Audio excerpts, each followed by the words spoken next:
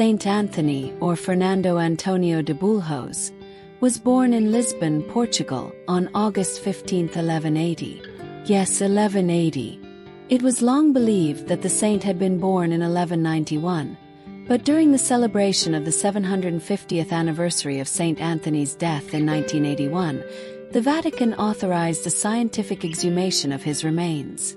According to the report, it was determined that the friar did not die at the age of 35, as previously thought, but at 40.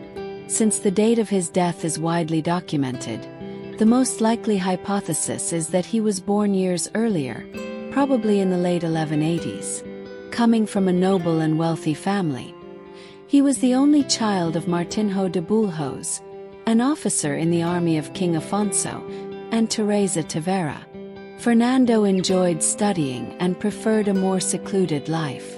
At the age of 19, he entered the monastery of São Vicente of the Canons Regular of St. Augustine, against his father's wishes. He lived there for 2 years. With a vast library at his disposal, Anthony advanced in his journey through study and prayer.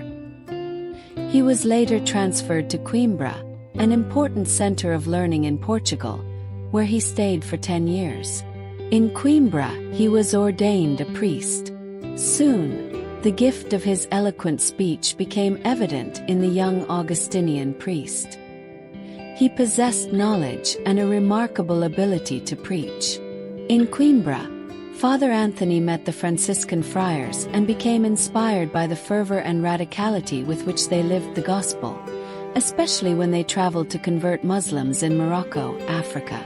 Shortly afterward, the remains of these friars, martyred in Morocco, were brought back to Portugal for burial in Coimbra, where the King of Portugal resided.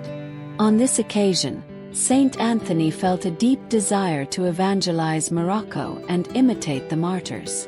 Thus, in the summer of 1220, he joined the Franciscan order, changed his name to Anthony, the patron of the Franciscan convent of Olives, and requested to go to Morocco to preach the gospel. The Franciscans granted his request. However, midway through his journey, Friar Anthony fell gravely ill and was forced to return to Portugal. On the return voyage, his ship was diverted and ended up in Italy, landing in Sicily, where a great gathering of over 5,000 Franciscan friars, known as the Chapter of Matz, took place. There Anthony personally met Saint Francis of Assisi.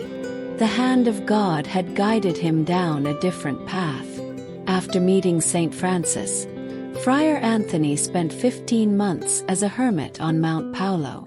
Saint Francis recognized the gifts God had given him, calling him Friar Anthony, my bishop, and entrusted him with the theological formation of the brothers in the monastery.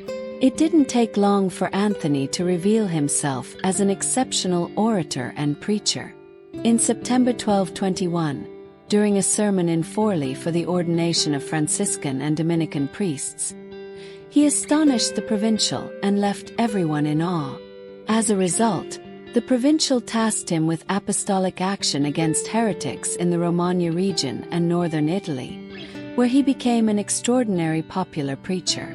In Rimini, heretics prevented people from attending his sermons, so he resorted to a miracle.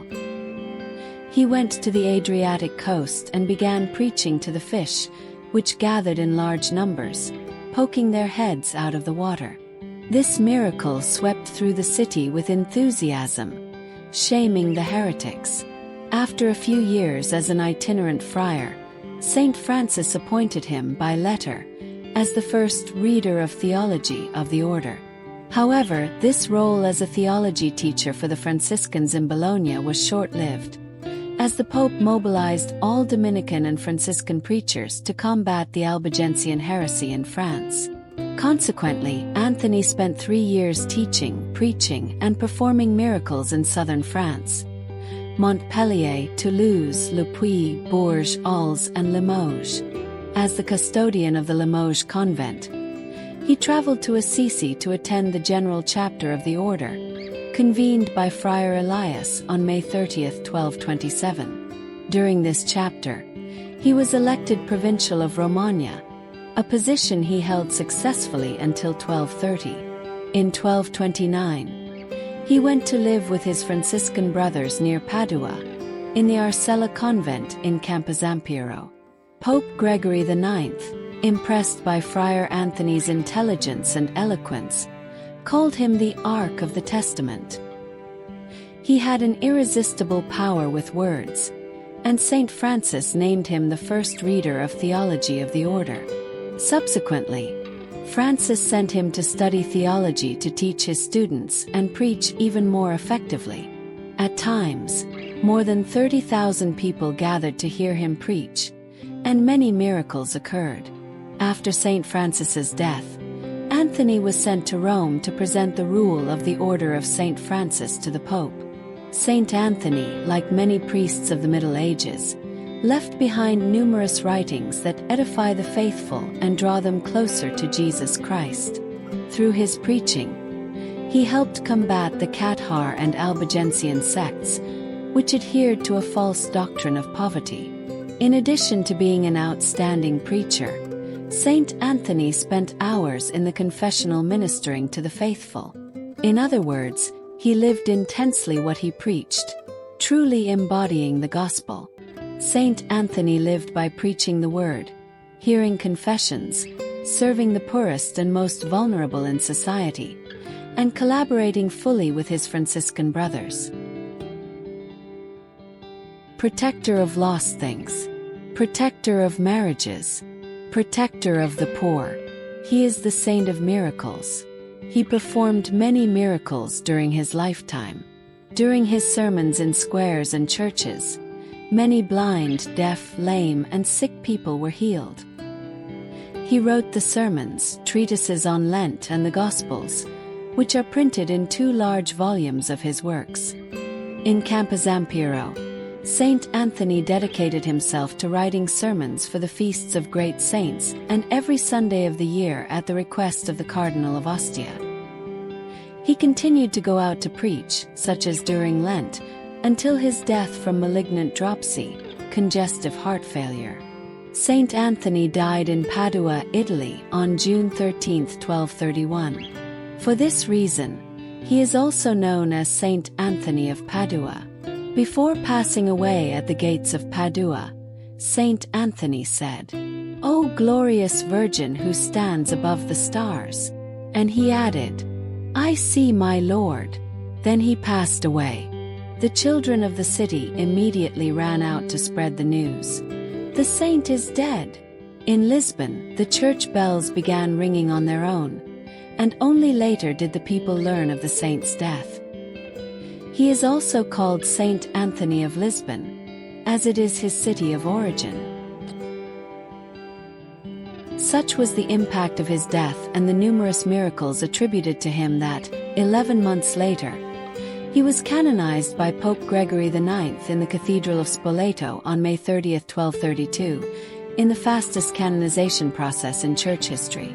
When his body was exhumed, his tongue was found intact. Saint Bonaventure, who was present, declared that this miracle was proof that his preaching was inspired by God. Nearly 800 years after his death, the tongue of the great preacher remains intact. It is displayed to this day in the Basilica of Saint Anthony in the city of Padua. The tongue, along with part of his jawbone and left arm, is exhibited in a reliquary. The original reliquary of the jawbone, dated 1349, was donated to the basilica in 1350. The tongue was placed in a separate tabernacle, protected by glass.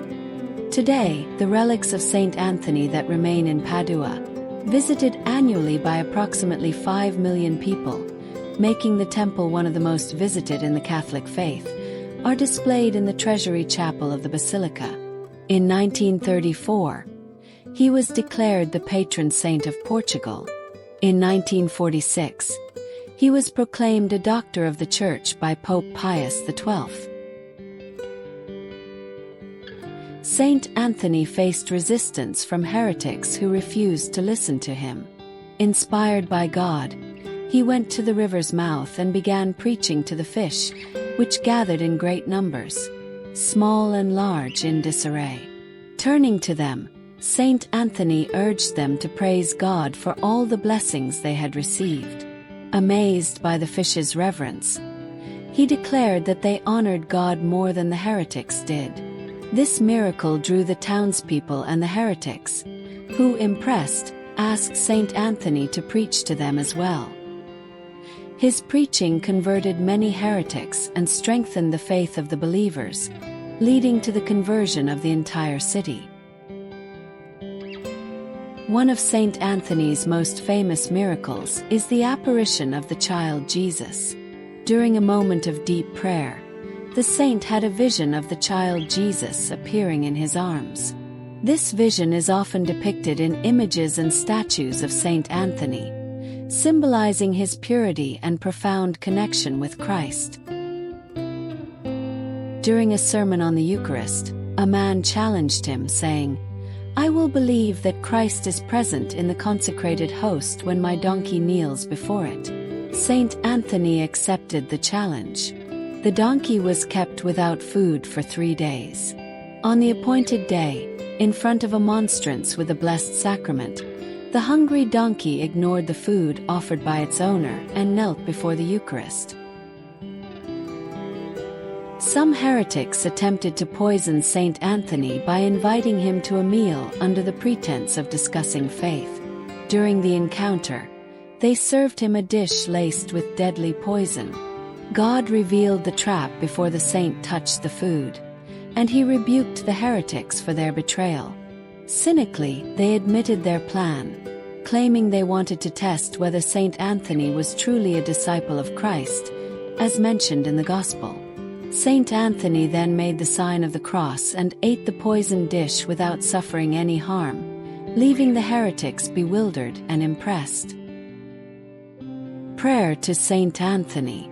My dear Saint Anthony, the most tender of saints, your ardent love for God, your sublime virtues, and your great charity toward your neighbor earned you, during your lifetime, the power to perform astonishing miracles.